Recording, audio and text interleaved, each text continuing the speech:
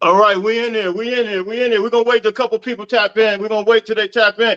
Come on in. Come on in. Come on in. Come on in. We Yes, got a sir. couple coming in. Trojan War, what's up? What's up? They coming in. They coming in. They coming in. How's everybody doing, man? Listen, God bless everybody, man. Hope everybody had a good weekend. We here, man. We got a special guest, man. We about to just pop this thing wide open today. Come on in. Come on in. They coming, they coming, they coming. Okay, okay. I got some more text. Say we live, we live. So come on in.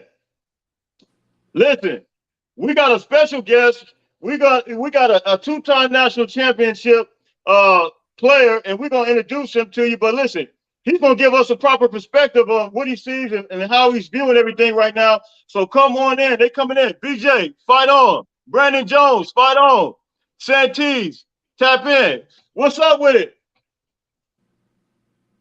Come on in. Come on in. Come on in. They coming in pretty quick. We'll give them about another 2 minutes. Brandon, Big Brandon in Alabama. What's up, brother? What's going on? USC 16. What's the word? Let's go. Let's go. Let's go. I told y'all it's go time. Didn't I tell you guys it was go time? We about to get it going. Yes, sir. Yes, So sir. listen, everybody, we got a special guest today. We got the one and only. We got John Walker with us, man. He played with Pete Carroll, under Pete Carroll. He's played in the NFL. He has some experience, but we just gonna tap into his story a little bit. Brandon Jones said, "Jay Walk, what up?" What up? What up, BJ? But listen, we're gonna tap in with him real quick. We're gonna hear from him. We're gonna find out his perspective, man.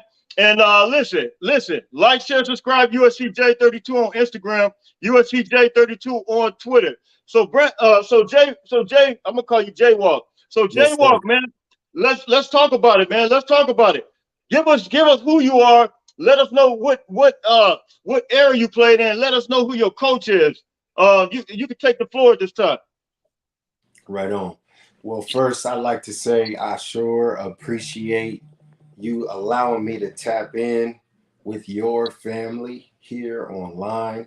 I have been watching and supporting and just appreciating every bit of honesty that you bring to this platform because there is a lot of fake news out there, but everything that you speak about, Jay, is authentic, it's credible, and it's real. That's what I'm looking for whenever Appreciate I that, hear brother. anybody speaking on the Trojan family. I want to make sure that they not gaslighting, but they just speaking facts. And I love that you came from the mud and you building it from the sticks. And I love that, Real man. talk. Everybody that I know, I'm gonna make sure that they tap in with you because For I, I'm sure. I'm compelled by your work, man. I truly am, and that's what preempted me to even like reach out to you just to give you your flowers, bro. I'm gonna give you your roses, man, because you're doing a really great job here for the Man, children. we appreciate that, my brother. Appreciate that, man. You have great experience, man. You played two national championship teams, man. You played with some big time players, of course, the notable players. You played with Reggie Bush. You played with Matt Leinart. You played with all these guys that most of us all know and most of us all admire. But you got personal history with them, man. You got stories with them, man. And I mean, nothing can compare to that. And I think I can speak for all the Trojan family. All of us, man, we're so excited. I think I was looking, we got 85 days till we actually, this thing gets ready to kick off. But all of us, man, we are, all of us, I think we in our houses doing backflips ever since Lincoln Riley has has officially became the coach. I mean, we are, Yeah. just extremely excited right now. We don't know what to do. I feel like I'm about to get ready to put some pads on myself and run through a wall, man. Real talk. You know what I'm saying? So listen, uh, everybody like, share, subscribe. Hey, the numbers is getting up in here. So tell us who you are, man. Tell us like your experience. And then we want to compare, we want to contrast, we want to compare and contrast. What do you see from this Lincoln Riley team, and then era, and then what do you see? How does it relate to the Pete Carroll era, man? I mean, do you see similarities? But give us your experience and your upbringing and your walk. coming on throughout college and then proceeding to the NFL. Absolutely, absolutely. Well, let's start from when I was a little guy. So when I was born, unfortunately, I was born 3.5 months premature, and I was about 3 pounds 1 ounce, I believe, and I was just a little guy, very sickly baby, if you will. My parents didn't know that they were pregnant, um, and that was back in the 80s. So parents was wilding out back then. Yeah. So fast forward throughout my life, I was really never allowed to play sports because I had some health issues, right? I had an underdeveloped respiratory system. My body was really small and frail, like just a byproduct of being a premature baby, I suppose. But inside of me, I always knew that I did have an internal strength that where whatever I was doing in my life, I didn't feel satisfied with not competing. And at a very young age, I saw the Chicago Bears play the San Francisco 49ers, and I saw Jerry Rice for the first time. Yeah. Immediately, I said, "That's what I want to do. That is Yeah. that is that is what I'm going to do. I So want you knew you wanted to play the game. You knew the game was for you. 100%, 100%." And my pops was in the military, and I had a great supportive family, but I am a product of a broken home. My dad was off um, in the army, and my mom was doing her best with me and my older siblings. I was the baby, and let's think here. I can remember a time when I was 5. My father came back in, and he took me to Kmart, and he said, "Son, pick any ball you want from the sporting goods store." And I was like, "Yeah, man." I grabbed the football. I said, "Yeah, I want this." And I can remember it was one of those little Nerf footballs that had the little tail on it with the whistle, and it was Yeah. squishy. You remember those? And you Yeah. throw it, Yeah. them things whistle, right? I said, Everybody got those for Christmas, man. yes, sir. Yes, sir. I wanted the Vortex football, right? So he said, "No, son, grab a basketball." We play basketball in our family because my father was 6'8". I said, "Okay, I don't really want to play football. I want to be like Jerry Rice." And he said, "Son, we hoop." All right, well, this is what I want to do. You said I could choose any ball. So he said, "Okay, son." He put his big old hand on top of my head, really heavy. I can remember just the pressure. And my father, again, he was 6'8", so he had these really long index fingers. He was pressing down on my head, and he put his index finger right in my heart, and he was pointing. And he said, "Okay, son, I don't care what it is you do in your life, but you're going pro. Yeah. You are going pro. Do you understand me?" And he had this intense conviction. Being 5 years old, I didn't know what not to believe. So I said, "Okay, okay, Dad, that's fine." So from that day forward, almost every decision that I made, I tried to design my life to lead up to the point where I could actually put myself in position to become a pro. Yeah. Let's fast forward, fighting the fact that my mom would not allow me to play sports. Like, I never played youth sports. I never played high school football. My real first year of football was 11th grade. I was a part of the JV team, but I was practicing with the varsity, but I didn't get any playing time. I was just there, right, learning, because Right. I was so new, and I was only about 5'6", about 5'6", really scrawny, Wow. Wow. really underdeveloped, right? With a tremendous work ethic, though. I had a really remarkable work ethic because I knew that I was dealing with some issues in my body. I mean, full transparency, I had an underdeveloped lung because Hmm. I was born premature, and I knew that I had to work twice as hard, if not 3 times as hard, to have a competitive edge, right? And I Right. was small and inexperienced. I Well, think what you just said, real quick, I want to just address that real quick. What you said, you had a competitive edge and you had a work ethic. And just, it may be some younger kids listening, to all those who may be listening. you know, if you don't put in the work, if you don't have that work ethic, and the work ethic will take you longer and further than where most people don't have the natural ability. And I think I'm hearing that. I think I'm hearing that from you. And then the fact that some usually you look at some, they start in Pop Warner. My dad didn't allow they didn't allow me to play Pop Warner either. And I didn't start playing to high school. So can you speak to that? Speak to what you were just addressing. I mean, you didn't play to 11th grade.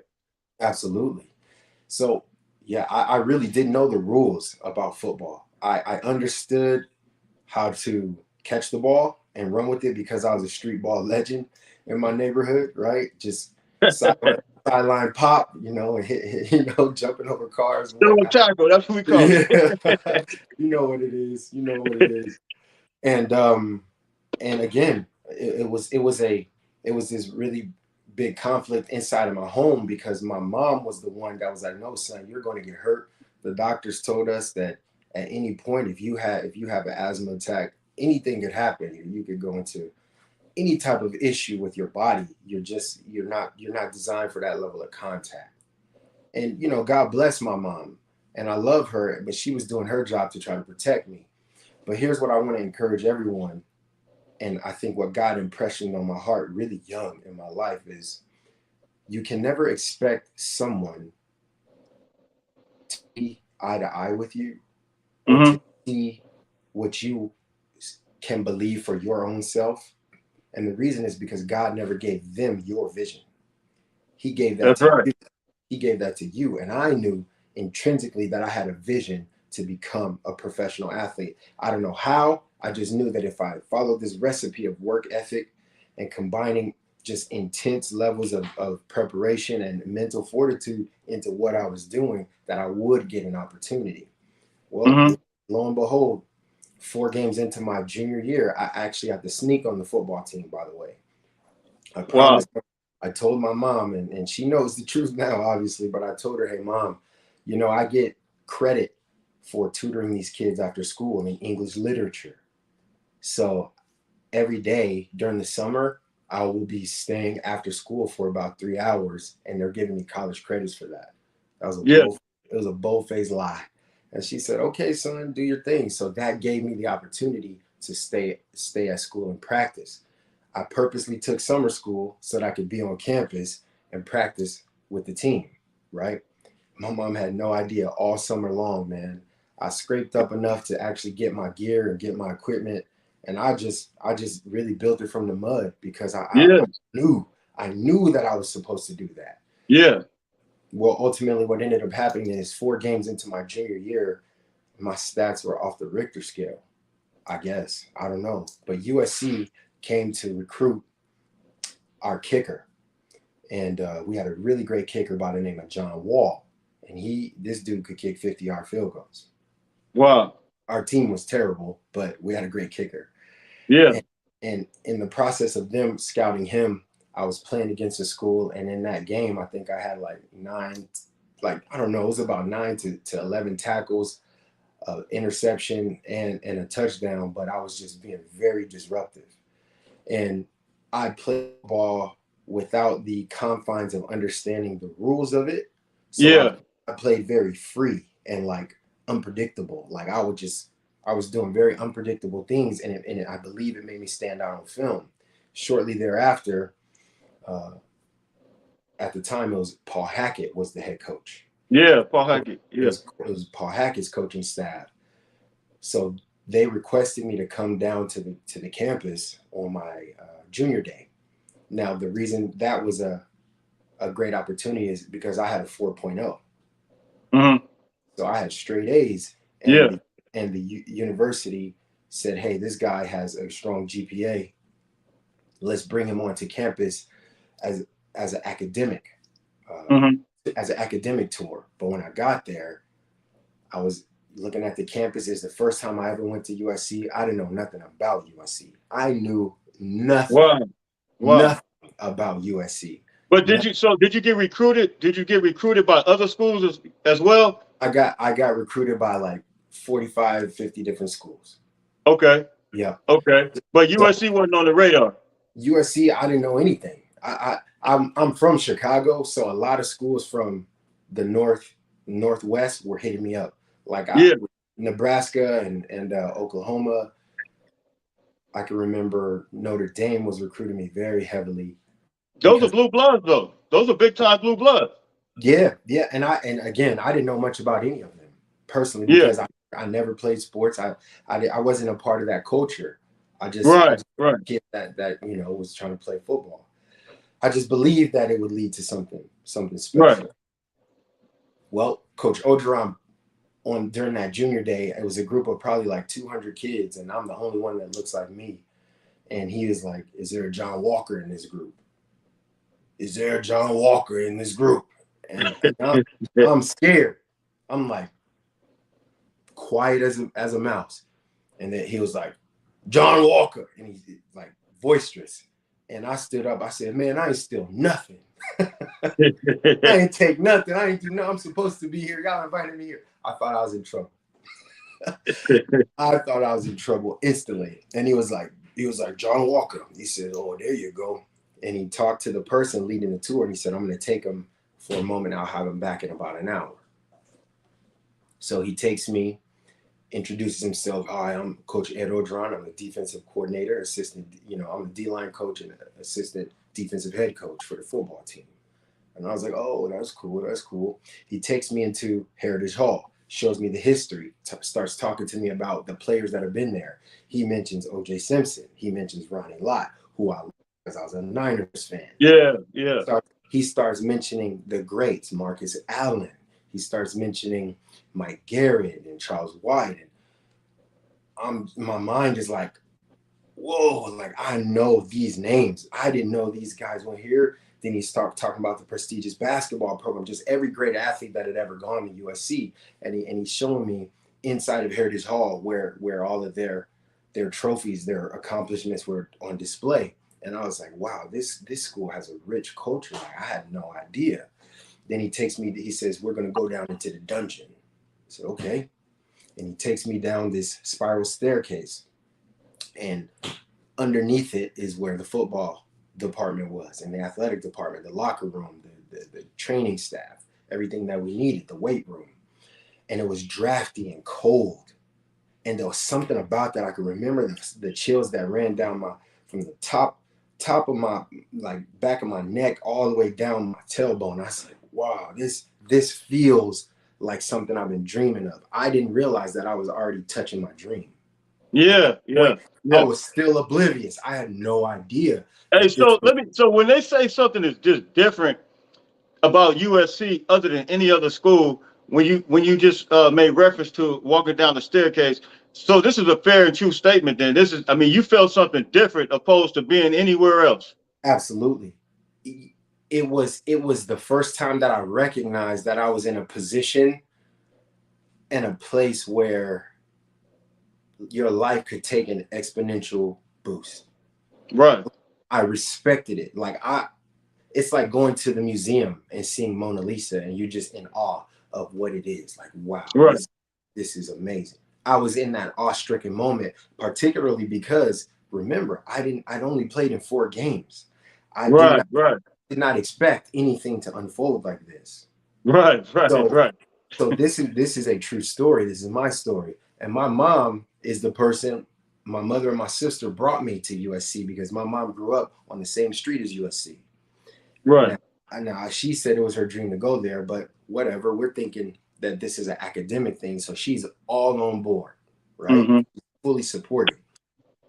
So Coach Ogeron gives me a index card. When we go into the locker room, it has 3 numbers on it. It's a combo. I unlock the combo, I open it, and when I open the locker, it's a Cardinal and Gold jersey number that reflected my high school jersey number.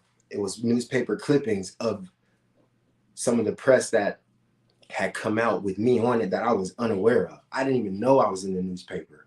I didn't even know that I was nationally ranked. I didn't even know that Yeah. Wow. LA Times had been talking about me for 3-4 weeks. I had no idea, but USC and the media did. They knew, and I had no idea. I was just out there playing football. I had no Yeah. clue, zero awareness at all. And I'm looking at these clips and I'm reading. I'm like, wow, that's me. That's me. And he's Yeah. like, He's like, yeah, he said, this is a heck of a football player I'm looking at here in this picture. Wow. Wow. So he says, try it on. And I tried the jersey on, and now I'm like, wow, like, yeah, like I love this. This is incredible. He says, okay. He says, you look pretty good in that. You look pretty good in that. Well, take it off. I want to go and drive you to see a little bit more of the campus. I was like, absolutely. So he's taking me around. We hop on a golf cart and we drive to the Coliseum. We go into the game day locker room, and there's pictures of everybody on the walls, and it smells like hard work in there. Yeah. It smells like it smells like iron and metal and stone and brick. It smells like what you would imagine a real Coliseum would have smelled like back in the Yeah. it gave me that emotional stir where like I'm like, this is actually the personification of what I used to read about in ancient Rome. This is it. This is the Colosseum.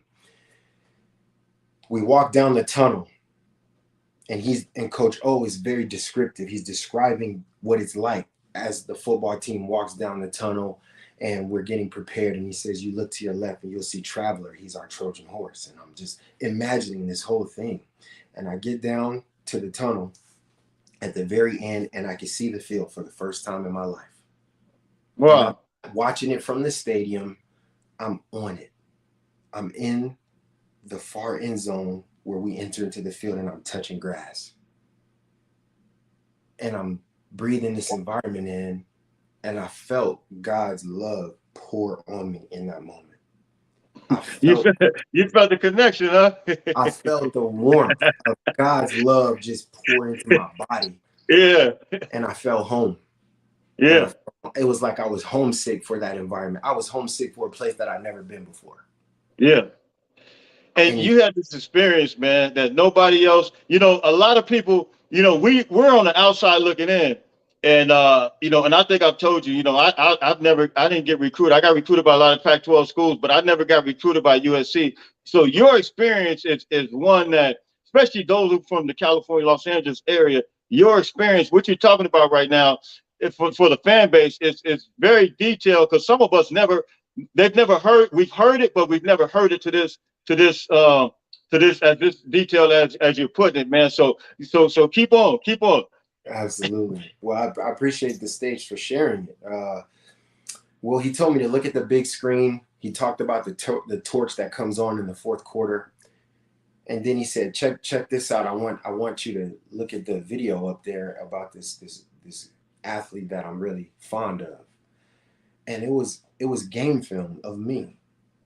It was highlights from me that I guess my high school coach sent to USC, unbeknownst to me. And there was a play in the back of the end zone where I catch this one-handed ball for a touchdown and stab one foot down, because I was a two-way player. And he goes, right there, he said, that might be the high school catch of the year. And he's like, that kid up there, that's the kind of kid that should be playing on Saturdays in the Coliseum. Yeah. And yeah.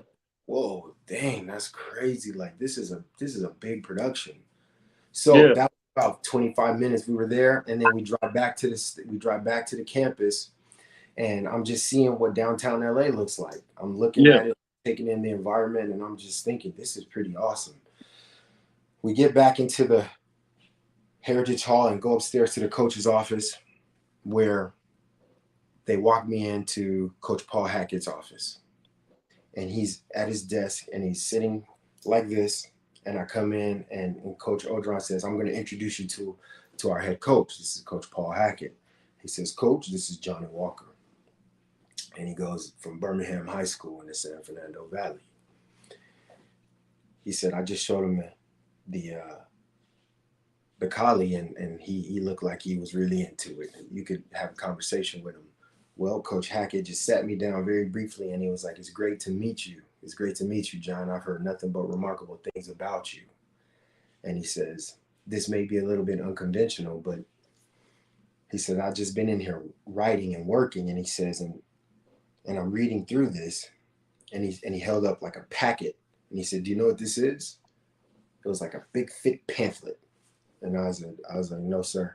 He says, this is a full scholarship to the University of Southern California. Wow. He says, do you see whose name is on it? And it was my name. And he said, this is your full scholarship to the University of Southern California to play football. Yeah. It blew your mind. When I talk about bamboozled, I was bamboozled. I thought I was going there to learn about academics and all this. USC offered me a full athletic scholarship right then and there on 4 games of game film. Wow. Not really knowing how inexperienced I was. Yeah. Really knowing that I barely knew what a linebacker was at the time. Wow. So when you say you were inexperienced, you really didn't. I mean, you really didn't have it together at all. You just went off raw ability. Raw. My coach used to say, "Hey, as a corner, hey, don't let number 19 catch the ball." Yes, coach. Yeah. That's it. That's it. Don't let 13 catch the ball. Great. Okay. Yeah. Hey, go run 20 steps, turn around and catch the ball and run and score. Yes, coach. Yeah. That's Yeah. it. Like I really didn't have a concept of X's and O's or any of that. I didn't have that. Yeah. So let's sprint forward. Well, obviously I verbally accepted right then. And then the 2 days later, ESPN, national news, and then I ended up being the first recruit of the 2001 class because I got offered my junior year, right? Can you tell everybody who was all in that class? So that was Matt Leinart, Sean Cody. We had Matt Leinart, Sean Cody, William Buchanan. We had a receiver, Grant Carlson. We had there was a lot. Bobby Otani, dude named Jason Wardlow. We had some ballers. Mike Patterson was one of our beasts. Big ballers. Baller. Yeah. We had ballers. We really did. But I really didn't know any of these dudes. You know, I didn't know anyone because I wasn't really I wasn't in the game like that. I was just out there ball. So I verbally accepted. And after that, I got like 20, 30 other scholarship offers, like in the next 2 weeks. They were just coming in, and letters that were just pouring, more letters than my family and I would handle. My job was just to continue to play football. I said, I'm going to commit to USC. I'm going to stay there. But obviously I would love to, see what else is out there because I don't know what this is. So anyway, I honored my commitment. Coach Hackett got fired, and I was like, duh, that's it, man. Because Coach Hackett wanted me to play both ways. He wanted me to play receiver and DB and return kickoffs, which I loved. Well, when Coach Carroll came in, he called like within the second day he was hired, and he spoke to me on the phone, and he said, hey, I've been watching your film. I know I'm not the coach that recruited you, but I want to tell you that had I been here in college, you absolutely would have been the type of athlete that I would have offered a full scholarship to. Yeah. I would be super honored if you would honor your commitment and stay and hang with us. I know I'm not and the guy. That's Coach Pete Carroll. Coach Pete Carroll. Yeah. And so then Coach Odron came to my house and spoke with my mom and I, and then he said everything that he maintained on the staff, which made me feel comfortable. So I said, all right, cool. I'm gonna rock and roll. I'm going to stay. But by that point, I did my research on USC. I started to dive into what it was all about, the culture, the Trojan family, the academic excellence, 22 students to a class, the private university, the fact that I still had proximity to my family that was still in LA County. I said, this works. This works for me. Everything. It had the number 4 or 5 kinesiology program in the country, which that's wanted to major in, and it also had the number 2 or 3 School of Communications, which is my second degree. I got 2 degrees at SC. I double majored. So I wanted to do communications and exercise science. That's it. Everything like God just unfolded it for me. So boom, there I went. Got to campus, realized that I had no real football IQ, fought hard to get an opportunity very early on. I think I impressed coaches. Coaches loved the athleticism. And for how raw I was, I did play physical, and I was great at disrupting the effectiveness of a receiver's timing. Like, I don't think I was the best cover corner at all. I didn't have the fundamentals enough, but I was just disruptive and I made it ugly. I didn't make it easy on him. And that's what made me be very competitive. Right. Mm-hmm. And I fell in love with my teammates, my coacher, and Coach Carroll would always challenge me and say, "You're going to be one of the guys that I have to build the locker room on. Yeah. Your heart is made in a way, Jaywalk, that you can lead the younger guys. These Mm-hmm. older guys, they're kind of set in their ways, but you have to be that voice in the locker room because you are pretty much the first recruit of my class." Mm-hmm. And I said, "Okay." And he says, "And I'm going to hold you to a higher standard." And he said, "And I need you to know this. Mm-hmm. Unequals will get treated unequally. Right. So I will never allow you to be less than what I know you can be. Can I So, trust you?" so you were on these teams. I mean, the year you got recruited, and the teams that you were on, you went down there and you beat Alabama, Auburn, right? Twice. Twice. They came to SC first, and then you guys went, and that's when they had that's that's when they had Jason Williams, Ronnie Brown, Cadillac Williams, right? Absolutely. Absolutely. And their linebackers were ridiculous too. Yeah, they had some savage players. I remember that. Yeah, yeah. What was that experience like? To be Just honest, so you know, everybody talks about the SEC, and the yeah, SEC is so tough, and the SEC is so. here What did you guys bring to them when you went down there in that environment? we brought speed and extreme violence and collision. Yeah, They prided that's themselves what I seen. they prided themselves on being more physical than us. And maybe pound for pound, they were probably brute force stronger because they had Hmm. more mass. They had more mass. But our strength and conditioning program and the type of athletes that we had, we were heat-seeking missiles. Yeah, We came with velocity into contact. It wasn't just like dull collision, like popping each other. yeah, We brought violent, aggressive intentions with every hit.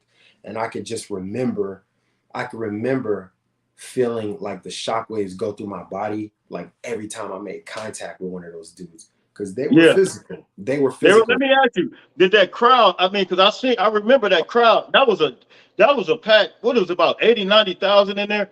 Did that crowd? I mean, could it been like a little bit of intimidating from the In initial Auburn, point in in Auburn, Auburn? Yeah, no. Here's what happened. They lost the game before their fans lost them the game, because when we yeah, were in the tunnel, Auburn has like a bridge over their tunnel where the visiting team walks under the bridge. yeah, And the fans are above this bridge. They have beer, yeah, sunflower seed husks, and yeah. spitting tobacco dip in like these red solo cups, like spit in their nasty dip. And they lock you in. They corral all of the visiting team in before they open the gate for you to go in and take the field. Now, while you're standing under this bridge, these guys are spitting on us, pouring tobacco spit on our heads, Really? dropping sunflower seed shells all over us, and pouring beer all over us. Wow, Yes. wow. Why did they do that? Because it's one thing to already have a high spirit of competitiveness that Coach Carroll helped cultivate in us, but it's another thing to feel disrespected as a man and as a human. Hmm. And they tapped into both sides of what we are. And man, we went out there and beat the life out of that team. Man, that game was like that. That was one of the best. And so I think Auburn was ranked number, I want to say 8 or 9 at the time. I think. That's And I right. think USC was ranked number what, 3 or 4 at the time. You guys were ranked number 4. I And don't. you guys were ranked, Yeah, we may have been somewhere around there at the time. Yeah, we were. yeah. But to Yeah. go on their turf and do that, I mean, that's just like, I mean, it was unbelievable. But it was just I believe it was putting a stamp in Pete Carroll era, and he basically saying, look, this is who we are, and this is what you're gonna see the next few years. You Hmm. know, Yeah. so It was to be honest, to me, that game, and I was only featured in special teams in that game. That was my true freshman, Yeah. not true freshman, but that was my freshman year playing. Mm-hmm. So I can remember like having this myth about the SEC speed, Yeah. but when I got out there, it felt like slow, easy contact SEC. Well, see, see, this is what I've been trying to tell people. You need to speak to that because you know, and you were on the Yeah, team that went down there and played Arkansas too, right? that's right. And we You murdered guys them. beat Arkansas. I think it was 55. I want to say 15 or something like that. You were Yeah, on all these, and you went to Virginia Tech. You played all these teams that yeah, supposedly have speed. They say we don't have the speed. Well, we have speed on the West Coast, but they say we're not as physical. Can you just speak to the myth? I mean, I think, my opinion, I think it's the crowd. That's what I think hypes everybody up.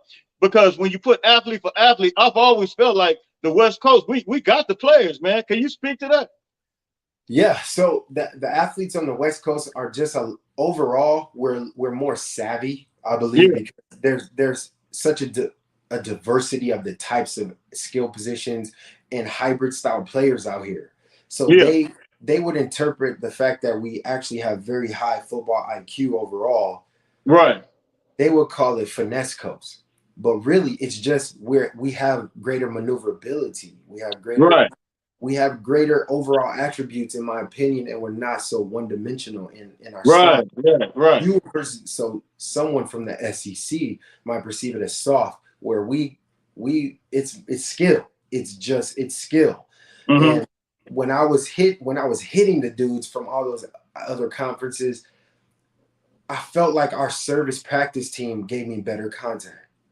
I really wow, truly did. wow, That's no disrespect and no shade. I'm speaking from my yeah, experience because right, I right, went out there expecting, when we played Virginia Tech, I was like, okay, they got Michael Vick's brother. Like we really out here trying to we out yeah, here.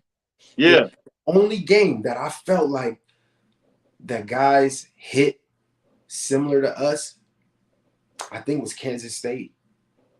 And okay, when they had Darren Sproles oh and yeah, yeah, yeah, yeah, they were good. They were good. However, I just don't believe as early in the season as we played them, we weren't the fully gelled nucleus that we became 3 or 4 games later. right, right, And so we still had a lot of guys trying to figure out where they stood in depth because at USC, it didn't matter who Coach Carroll put on the field. Whoever he put on the field first was the starter in practice. We were all that wow, talented. It did not wow, matter. If you got one opportunity, you essentially kept that job because you were skilled enough. Our recruiting from that generation, 2001, 2002, 2003, you have no idea the level. And it was before all the hype about stars and 4 and 5 stars. yeah, yeah, yeah, They recruited remarkable football players. yeah, And that's what made us special. And another thing that Coach Carroll doesn't get enough credit for, and I'm going to give him his flowers and his roses right now. Coach Pete, see, when I got to college, it was kind of at the tail end of the gangster rap music era. yeah, yeah, And what a lot of people don't realize is that Coach had to blend these personalities from these neighboring neighborhoods, these rivaling neighborhoods. yeah, yeah. Some kids like red, some kids like blue, some kids like black, some Yeah. like And if silver. you're not from Southern California, man, I'm from Southern California. If you're not from Southern California, a lot of people don't understand, the significance of being able to blend those personalities and those sides together, man. That's they've had several gang truces that didn't come together and didn't work. So you speaking to a whole another thing right now. That's to me what made Coach Pete. Let me see if I can get my camera back square. There we go. That's what made Coach Carroll, I think, extraordinary. Is Right, that right. he taught us not to be. It don't matter what street you from. 32nd Street, this, Yeah, yeah. 40th Street, that. You're all here. I don't care what color you've been wearing your whole life. Right now, you wear cardinal and gold. I love that, man. I love That, that. and you wear cardinal because if you happen to bleed on the football field, no one would ever know. Yep. You ever get hurt, no Yeah. one would No, because we don't express weakness. We don't show or express fatigue. We never broadcast our discomfort level. We never show them that we're hurt, and we never let them see us sweat. That's why Yeah. you wear cardinal.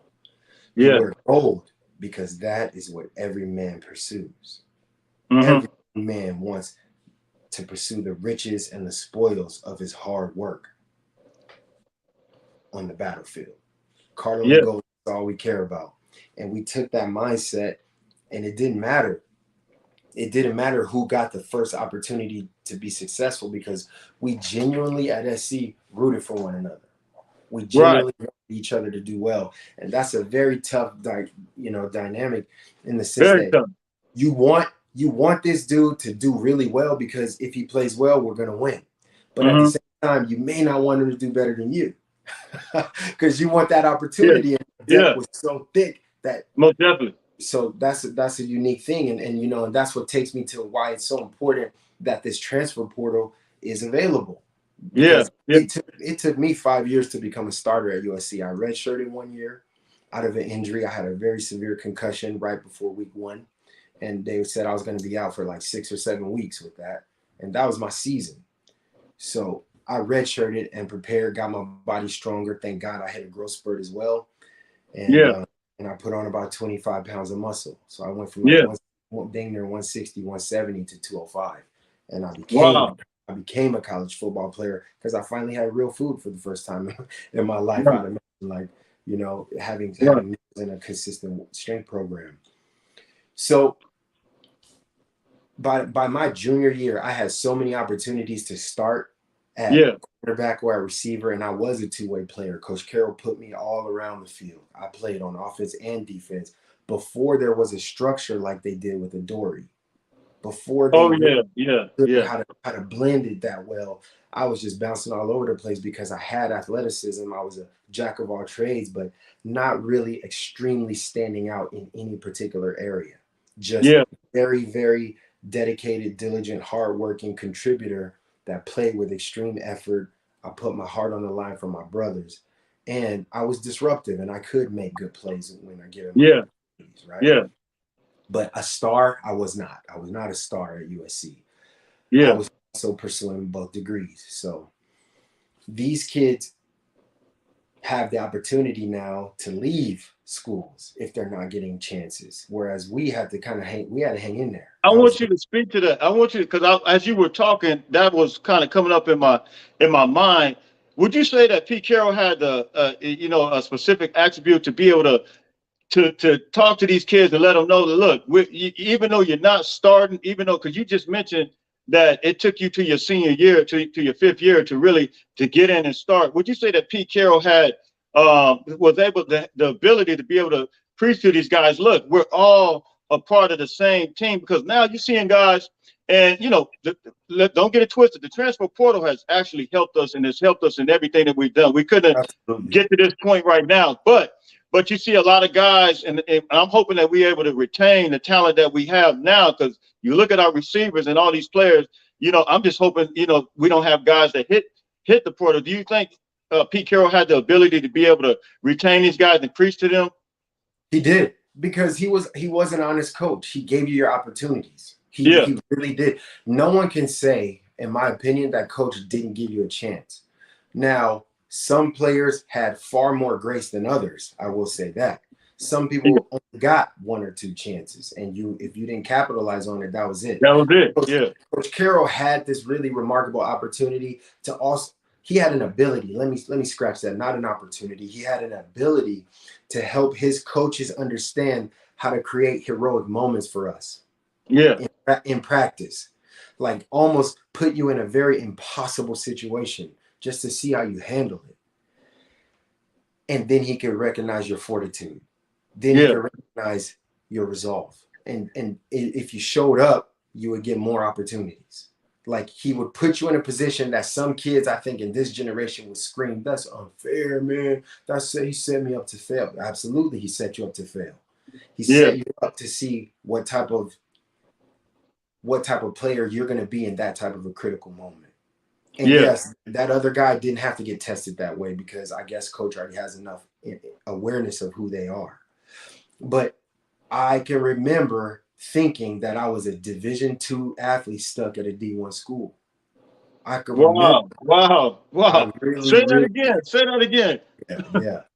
So for years, I questioned my internal self-belief because I wasn't getting the reps that I believed my effort should have reflected and my productivity in practice.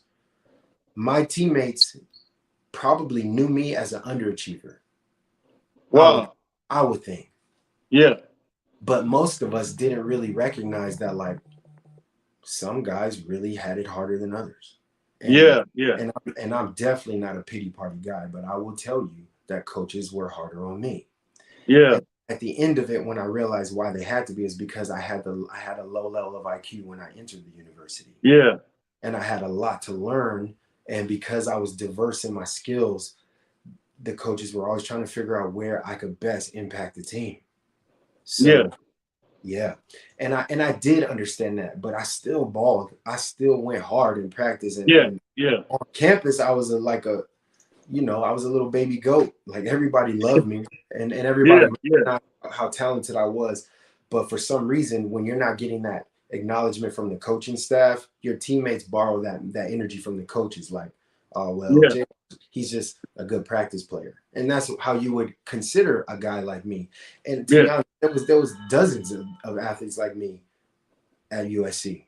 Yeah. But I still saw the greater picture. I still knew that I had a plan. I never deviated off course. Like some of these youngsters, the moment they feel unvalued in any regard, they don't have, to me, the kids don't have enough coping skills to recognize that internally there's a lot more that you can still do to give yourself opportunities. That's right. Right. Give me one Right. second. Come in.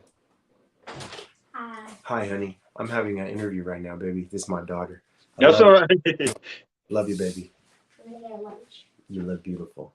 Hey, tell her fight on, man. That's my baby right there. That's it.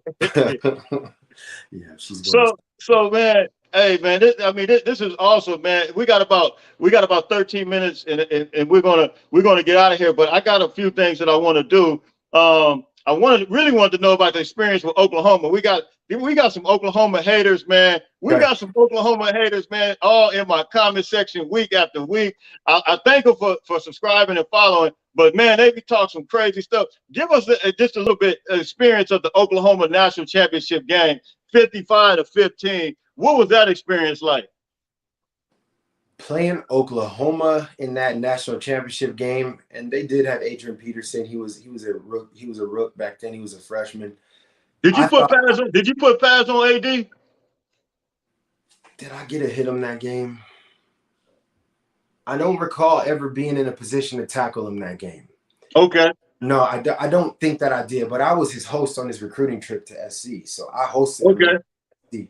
That's a Hey, whole nother somebody said that they said that AD was actually he did. considering really going to USC. He did. Adrian Peterson.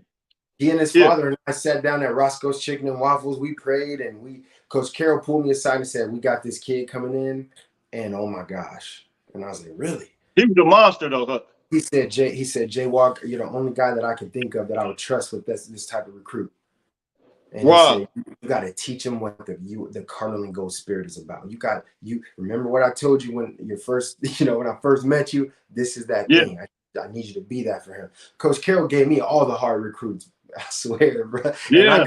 I got most of them. He's the only one I didn't get. I swear, he's the only Yeah. one. And that was just because He's a big time player, man. I give him his flowers as well. he was an awesome Yeah. personality. Loved him. Yeah. He had love in his heart. But let's fast forward to the game. So Yeah. when we played Oklahoma, it honestly reminded me of playing like a tough Oregon State, pretty much like a tougher Oregon State type team. And and I'm not disrespecting, because Oregon State was good and they were competitive. They always gave USC some problems, man. 100%. Yeah. I was just trying to figure out what is this like mystique about these down south type schools, that it was very one-dimensional. They were very technically sound, great football players, every single Yeah. one of them. But I think overall, the athletes lack the creativity that makes it very tough to scheme. Right. Right. We were so diverse. All of us had so Yeah. many unique skills that it was very tough to like get a rhythm with what we were back then. Yeah. Yeah. Yeah. And the game felt fun. It didn't feel extremely competitive. It felt fun. It felt like a stat game. Yeah. Yeah.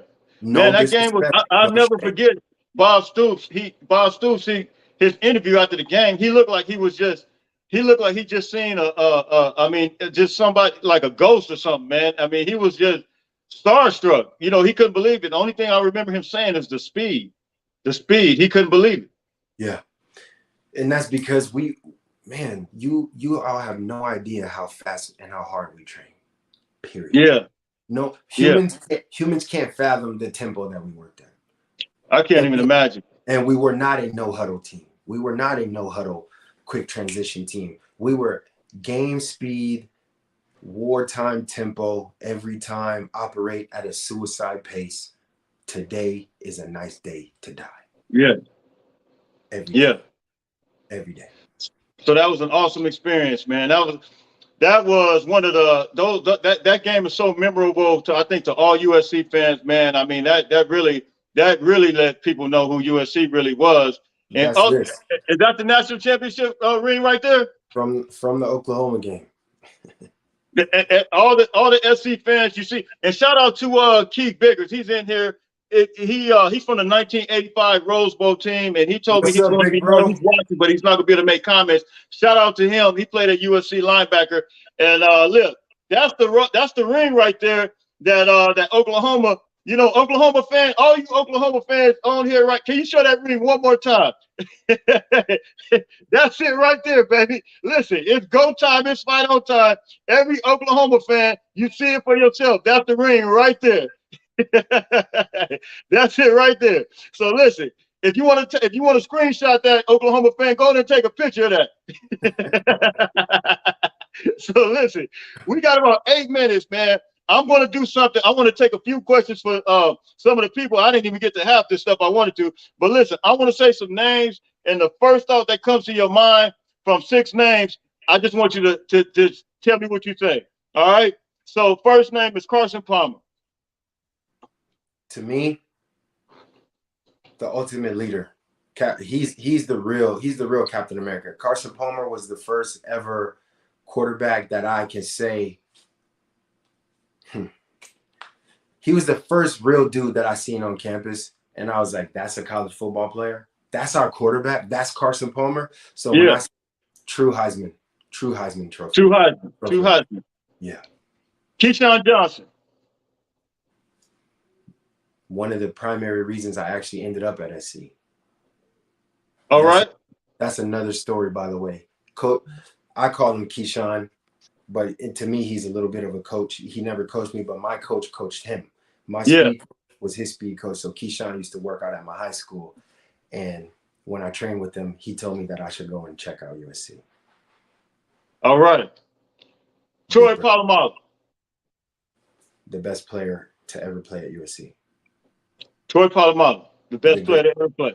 The greatest football player to play ever at USC.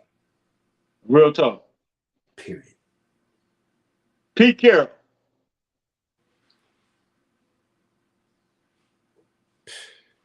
The man that taught me how to be a man. That's good. The man that helped me understand that my mission is competition. Period. Yeah. My life mission is competition. Hey, I'm gonna say amen to that. Reggie Bush. The greatest skill player to ever touch a football in college football. I 100% agree with that. Reggie Bush. I know you got plenty of stories with him, but I know Ed Orgeron. Crazy raging Cajun. Hey, he talked that talk, man.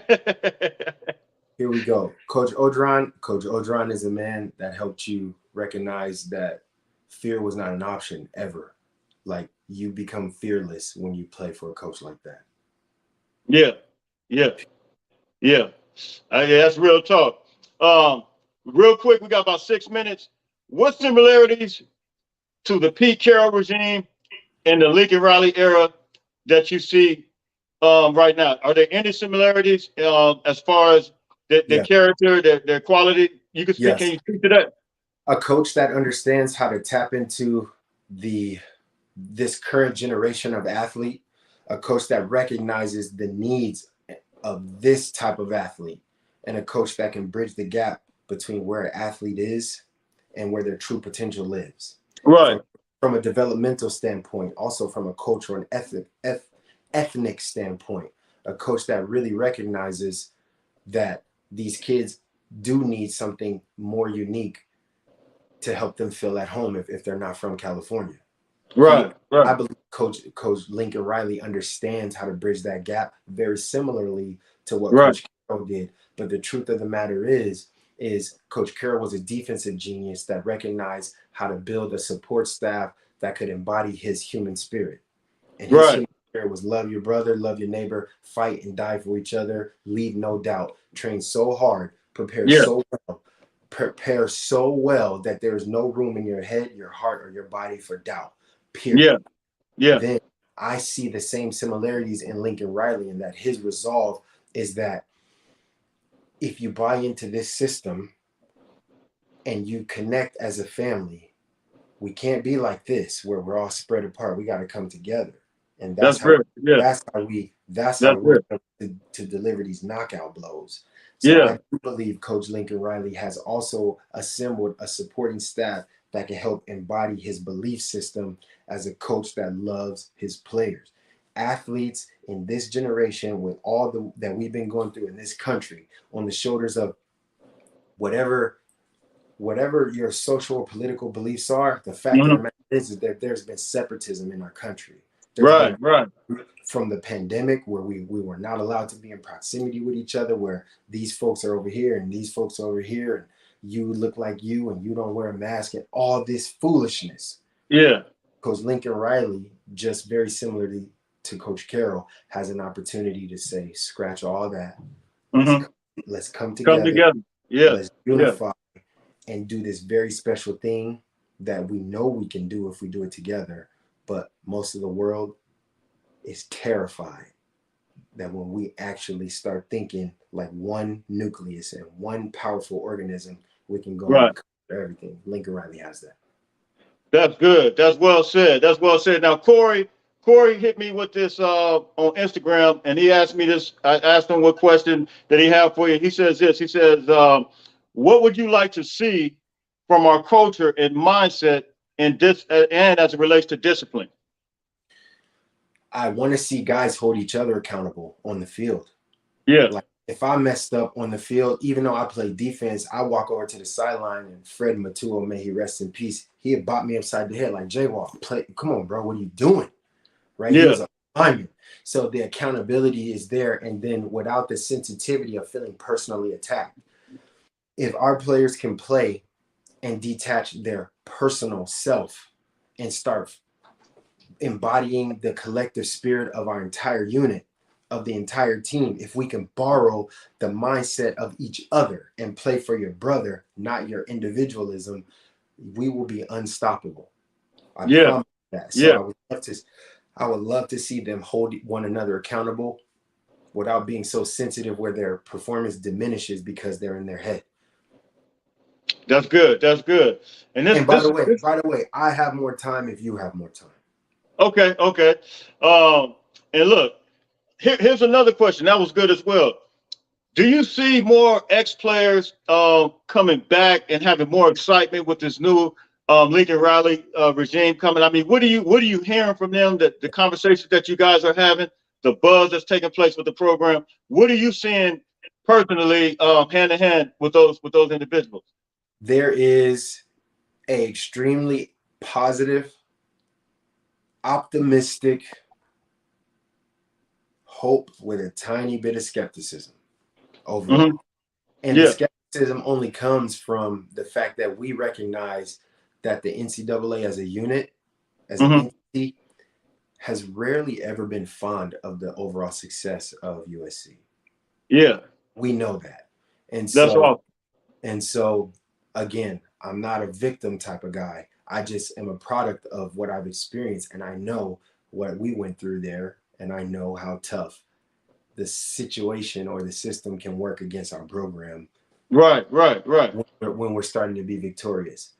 Yeah. Without understanding that when That was you going to actually be my next question. So can you kind of stay on that? And it's more sure so the hate that comes nationally from USC. What do you think what is it about USC and it's kind of where you're going with it. What is it about USC that's sparking all of this negative? Because you look at other people, not to cut you off, look at other people that have the same, Nick Saban. He's got players from Louisville, Georgia Tech this year in the transfer portal, but it's really everything kind of goes unspoken. But when we do it, it's just Lincoln Riley's tampering. It's this. I mean, it's just a totally different type of deal. So can you continue as you were going forward? Can you speak to that? absolutely. I don't know. I can't speak on the heart of another man. I've never understood hating someone for their success.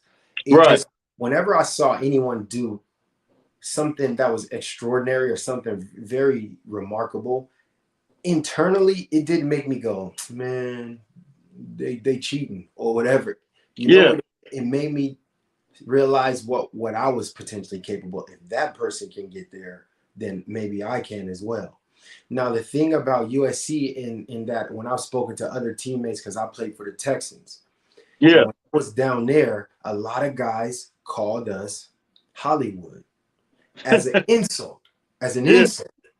Yeah. Oh, you over there surfing and you over there surfing and you know hanging out with the stars, and people have resentment for the fact that we have proximity to a lot of resources here, and Yeah. that they believe is an unfair advantage to them in some way, and they believe that we would get favoritism because we have stars or prominent figures in Hollywood and entertainment, Hmm.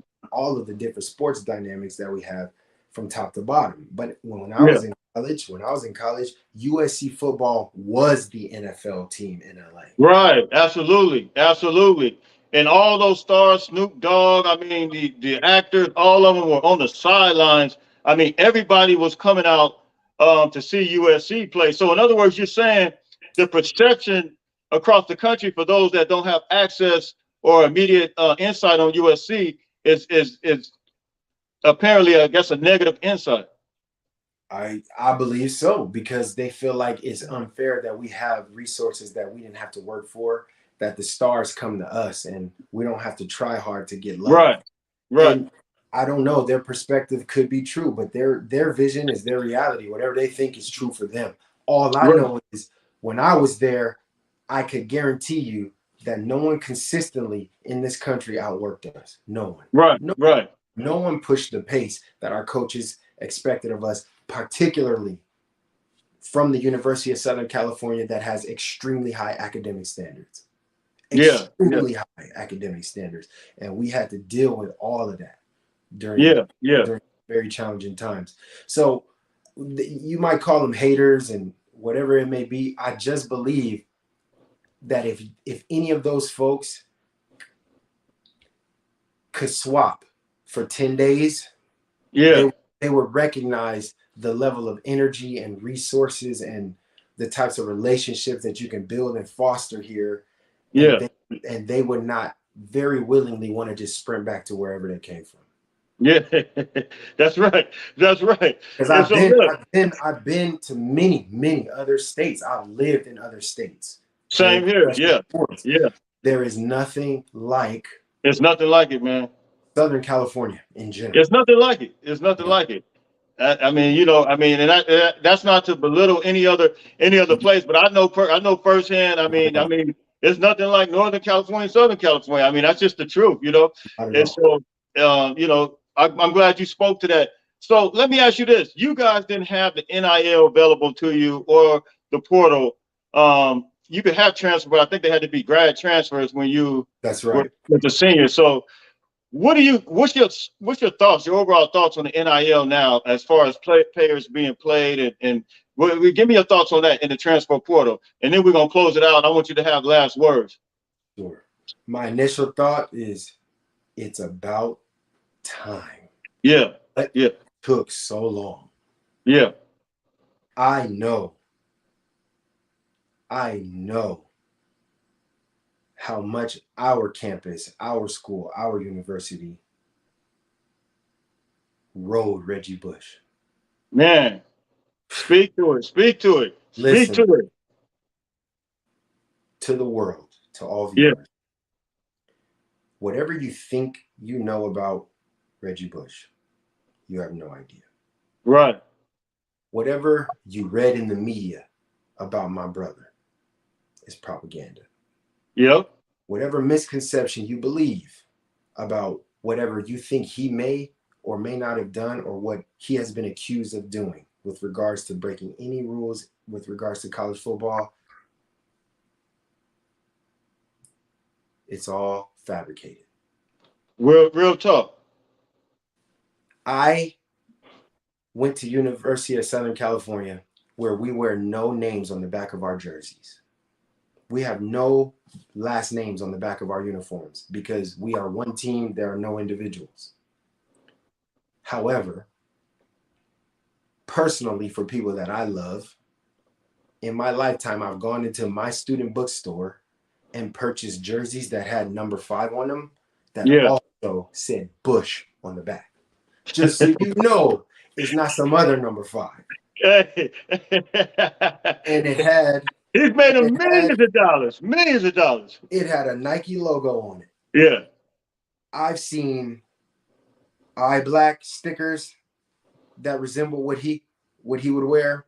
I've Yeah. seen pencil sharpeners, folders. I've seen binders, backpacks, socks, all with Reggie Bush likeness image. Guy, this man was a legitimate, wonderful student athlete who tried his best at everything that he did. He never talked trash. He never spoke ill of anyone. He never, ever did anything outside of extremely high character and integrity. And the NCAA punished him for Yeah. something he had no personal involvement with. Thank you for saying that. I really, really, and by the way, other than Marcus Allen, Reggie is my man. You see who's up there, right? You That's see my who's up brother. there, right? That's my brother. Hey, that's my favorite Trojan of all time, man. And my son actually bought me this for my birthday, and I stuck it right there, man. And I appreciate you saying that, man. I love some Reggie, man. Yeah, And man, that was powerful, man. What you just said, that was extremely powerful. And we're gonna close it out, but I want you to give your last words to all the Trojan family. And this is not gonna be the last time he's coming on, man. This is a brother, man. Me and this brother connected, man.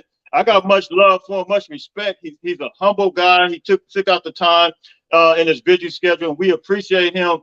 John Walker coming by, man. Your last words, and we're gonna close it out. And then I think a couple of questions. If a couple of questions come through, and after his closing remarks, I'll say them, and then we're gonna be out of here. Sure. Well, first, I'm super honored to have had the opportunity just to share a little bit of my story. Man, I bleed Cardinal and Gold, and I was a guy that did not have an extremely personally successful college career. But with that being said, I still was a 5-year professional athlete. Yeah. I still had an opportunity because of my preparation in college. When I got to the professional level, the game felt easier. College football was tougher than the NFL, period. Yeah.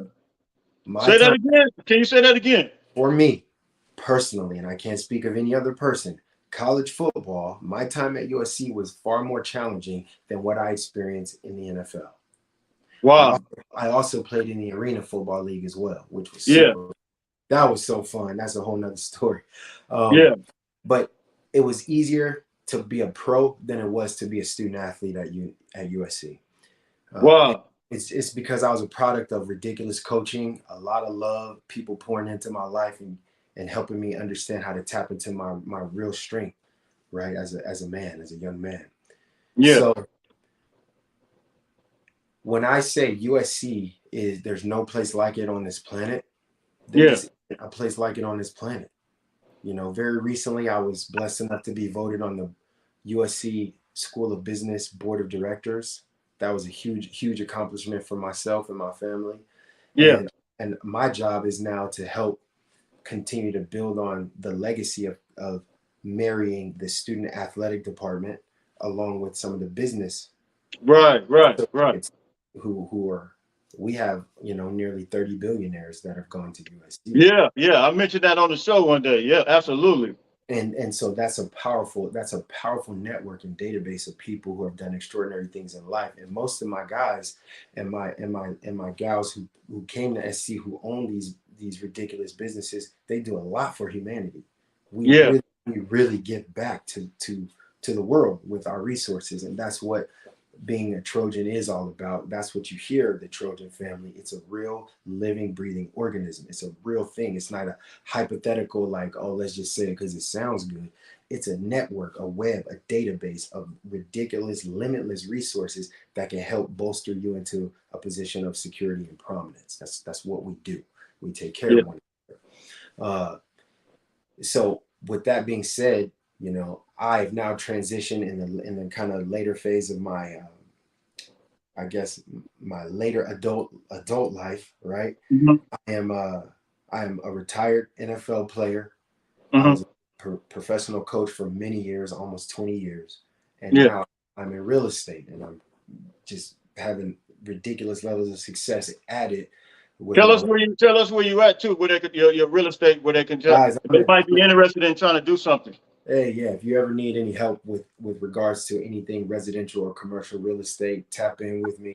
I'm in Orange County, Southern California, where my wife and I run our privately owned business. We're part of a larger team called Nationwide Real Estate Executives, but my wife is my broker, Hmm.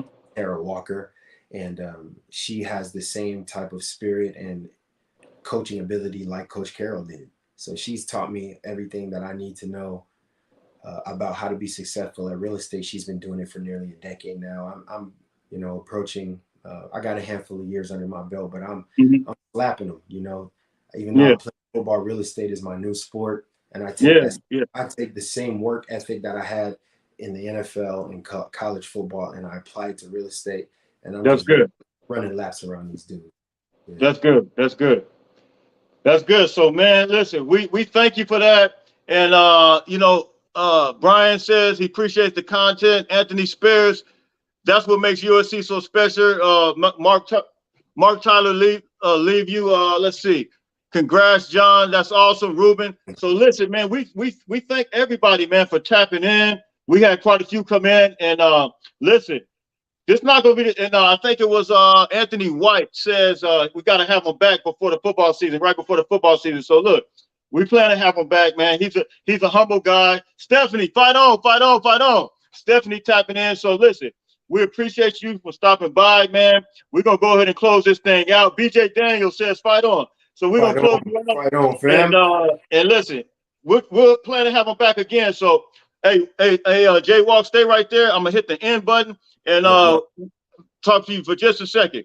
Fight yep. on, fight on, fight on to Much everybody. love to you guys. Much love to you guys, Trojan family, everybody out there. No shade to any other programs or any other regions of the country. I got love for everyone, but just no love surpasses that of what I have for my family at the No doubt, no doubt. Southern Cal. Fight on. Fight on.